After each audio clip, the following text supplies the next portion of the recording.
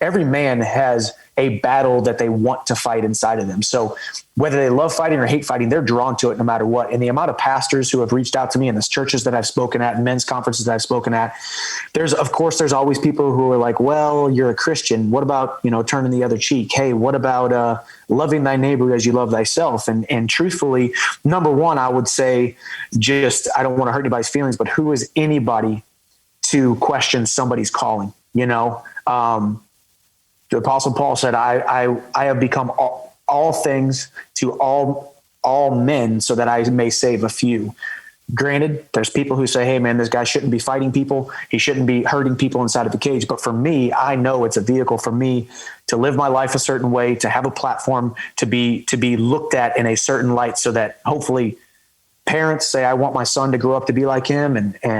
Or parents are saying, I want my daughter to marry a man like that. Or or other young men say, man, I want to be like that. Man, that guy, he's a badass. He gets into fights in the cage and he's got this status and he's got this platform, a lot of what the world wants, but internally, being able to speak my mind with my platform.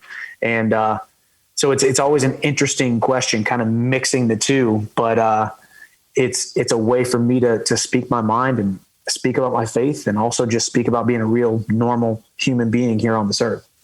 Well, I would say you're normal by any stretch of the imagination. I try to be. Well, because I follow you and I know you got a freaking kid, you got a wife, you're like a good dude all the way around. The fact that you whip people's asses, I think, is more of a competitive thing. But I've always wondered, because if you got in a ring, you believe Jesus is on your side, correct? That's a hard question, because I do believe, just like we said, failure is part of life. Right. And I do think that and this is how I turned the corner when it came to failure, because you always worried about the bad things happening. Right. So in a fight, losing a fight, that's a bad thing. Right. But if bad things happen, but a good thing comes of it, was it really a bad thing, or was it really just part of the process? So I do believe, that I have Jesus on my side, but I also know that I never ask for the win. I ask for me to show up and put my best foot forward and have the best performance that I possibly can. And the wins and the losses are in God's hand at that point. I'm not gonna just sit here and say I don't need to train, and I don't need to do my diet right, and I don't need to do this and don't need to do that right, because really the outcome is in God's hands. But truthfully, I want to leave no stone unturned in my preparation. I want to do everything right. I want to live with conviction, train with conviction, push myself every single day, show up on fight night, put my best foot forward, try my best, try my hardest, have a relentless spirit inside the cage. And if I win, I win. If I lose, I lose. And it's all part of the process. So I would say that Jesus is on my side, but also, even if I lose, Jesus is still on my side. And it doesn't mean that he wasn't on my side if I do lose, I guess, if that makes sense. Nice.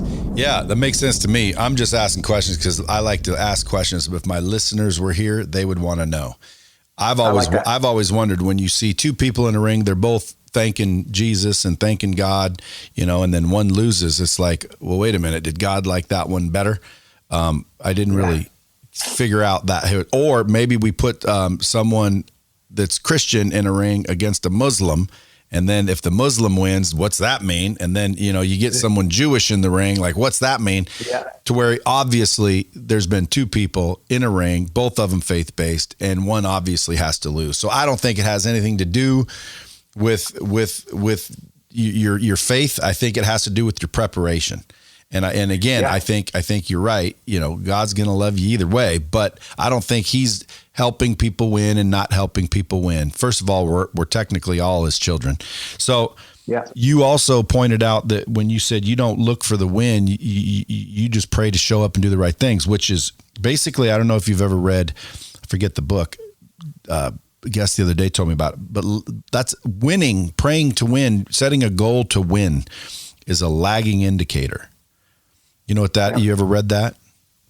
I haven't read that, no. A lagging indicator is when you set goals for a result to happen, which means something needs to happen for that goal to happen. Like, for example, I want to set a goal to lose 20 pounds.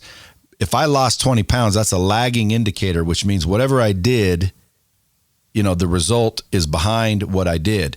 Instead of setting goals for lagging indicators, you set goals for the leading indicator, like what's going to make you lose weight. Don't have a goal of losing 30 pounds. Have a goal of running every day.